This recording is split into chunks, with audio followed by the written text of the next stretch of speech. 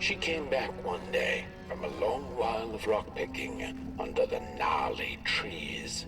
Usually the Mёrkl had been fond of fall and the refreshing cool of winter, but this time it had been much too long for her taste. Even the sun seemed tired, and she had all the rocks she needed, so she decided to treat herself to a long nap.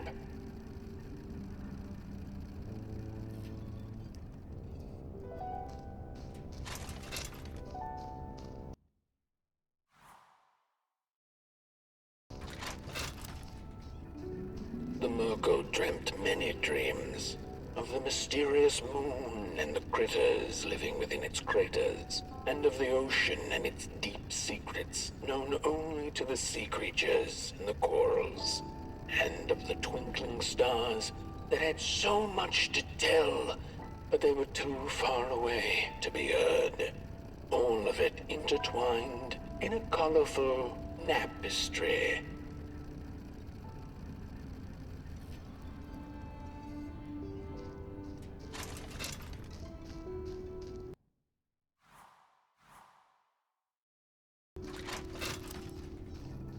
And so she woke with a yawn, so big it could have devoured the sun.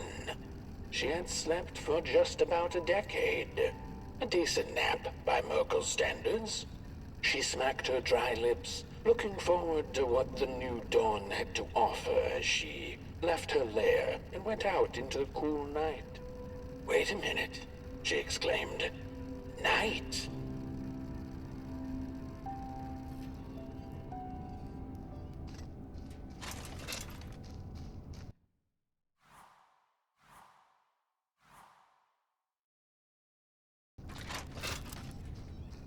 Where was the sun?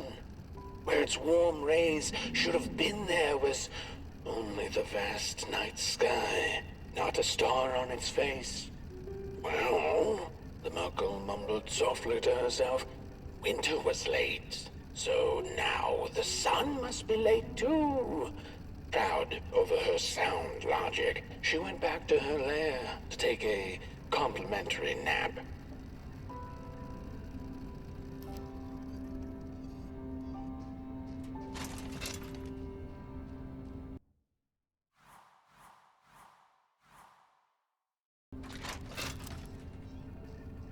The Mёrkl had taken a nap that had lasted 2 decades. Now that counts as oversleeping even by Mёrkl standards. She had awoken anxiously this time, feeling misplaced and confused.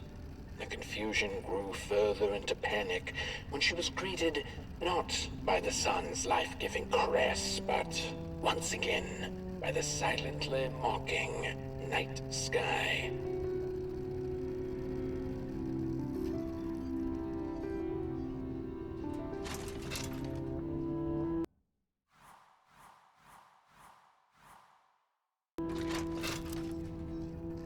There was one star out that night, and it glowed a cold red. Who took the sun away? The Mёrkl asked it. But it was too distant, so she could not hear its reply if it had one. The Mёrkl had never felt so empty and alone. Lost in quiet despair, she managed to open up to the winds and followed their gentle push south down the midnight walk and to the Darklands.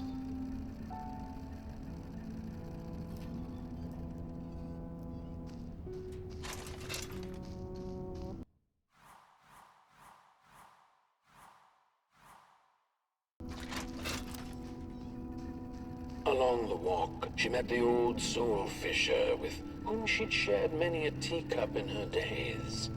Is that the Mёrkl I see? Another decade, another teacup, eh? He chuckled, but the Mёrkl sure wasn't in the mood to discuss teacups. Who took the sun away, soul fisher? Surely it wasn't caught by your hook.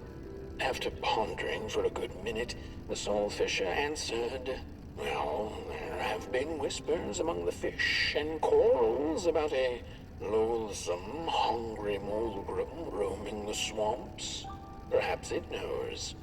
By the time the soulfisher looked up from under his big hat, the Mёrkl had already continued down the road.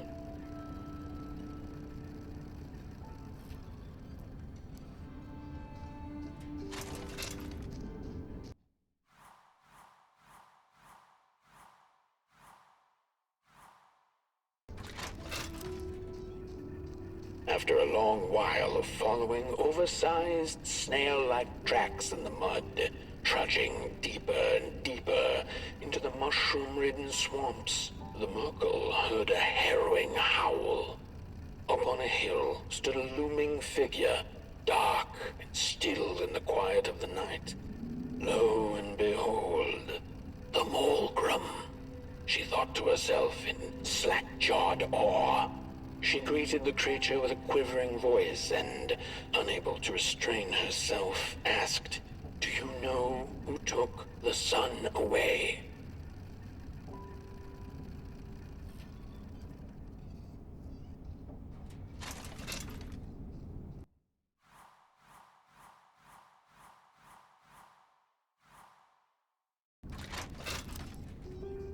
Talking to monsters had never been any Mörkl's forte, but this meeting proved spectacularly disastrous. Barely escaping the gnashing teeth of the Mölgrim, she managed to escape by jumping into a lake, following its stream away from the swamps.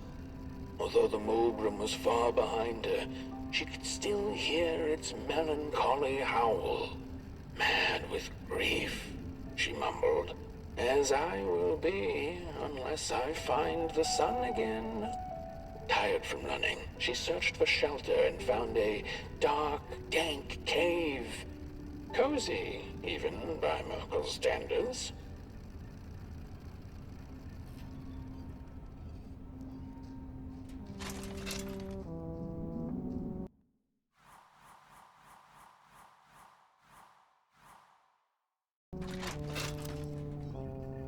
The wind blew cold in the cave, its whispers strangely soothing to the Mörkl. As it turned out, the whispering belonged to a pack of starving crawlers who had begun circling her, their language known only to the dark itself. "What are you searching for, little limb tree?" they sounded in guttural unison. "These are dark days, and your kind does not belong anymore." The Mörkl gathered her courage. "I am looking for the sun. I know you crawlers eat fire for dinner. Did you eat it?" They sniffed her lantern hungrily, and instinctively, she offered its flame to them.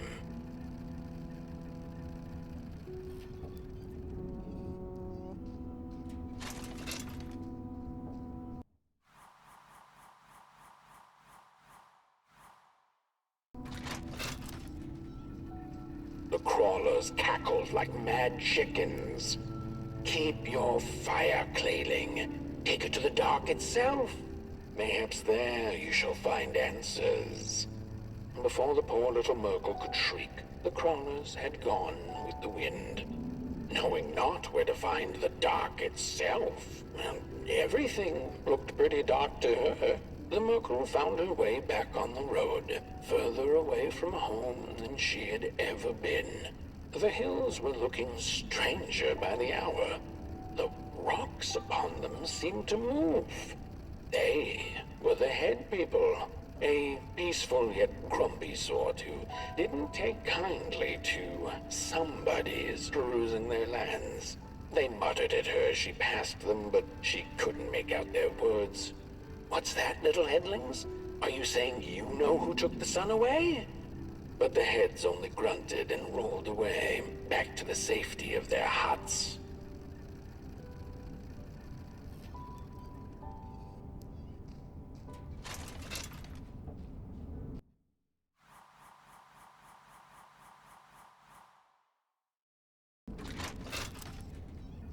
The road went on, and the shadows grew all around her. Was this the dark itself? Not sure whether she was alone, she asked out loud, "Does anyone out here know who took the sun away?" By the side of the road lay 3 peculiar faceless and person-sized doors wrapped in muddy bandages. A stone's throw away lay some strange masks. The Mёrkl followed her instincts and put the masks back on. And the dolls did come to life. They began to dance a haunting dance around her, and before she knew it, she was dancing too.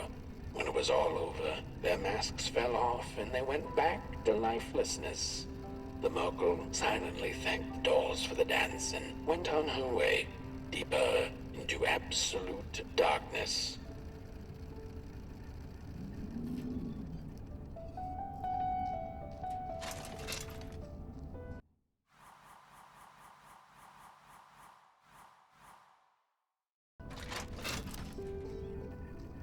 Before she knew it, the little Mёrkl, lost and tired, came to stand before the dark itself with a burning question clenched in her fist. She felt like punching the dark with it, screaming it out like the howling Morgrim, laughing it out like the starving crawlers who had nothing left to eat but the hope of others. Who took the sun away? It then asked the Mёrkl. Its voice sounded like a dark forest, deep and ancient. It wasn't you, the Mёrkl retorted. You're its complete opposite. Surely you must be the reason it's gone. The dark then replied, I am but the absence of light, not its adversary. Light is because I am. How could I possibly hold it in my possession? The Mёrkl felt her anger fade. She understood little besides one thing, that the darkness was not behind the missing sun, nor her suffering.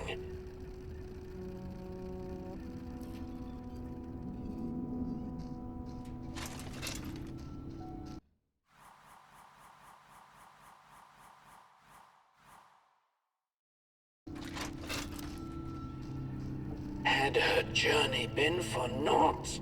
Would she ever feel the rays of the sun again? Bask in their glory, pick rocks on a cloudy summer's day? The Mёrkl was alone in her questions, but then again she wasn't. The dark held her in a blanket of nothingness that was cold and warm at the same time. So, she sniffed, what do I do now? To which the dark itself replied, you don't have to do anything. She took an hour's nap then and there, the blink of an eye by Mёrkl standards, and then she began the journey back home, which seemed much shorter now than it had before.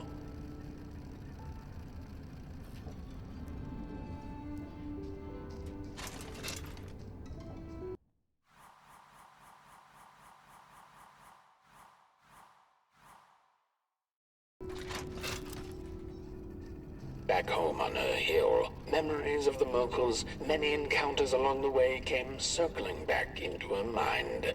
None of her new acquaintances had been able to answer her burning question, but they hadn't been a waste of time either. She knew not if the sun would return tomorrow, in another decade, century, or never. She knew now, however, that she didn't need to know. She had the dark, and in it, anything seemed possible. So busy with her search for answers, ever since she'd left home, she'd completely forgotten to look up. The stars twinkled in the night sky, and there were so many, and they kept her good company. If only a little rock-picking Mёrkl could know that the seemingly tiny stars were in fact thousands upon thousands of suns.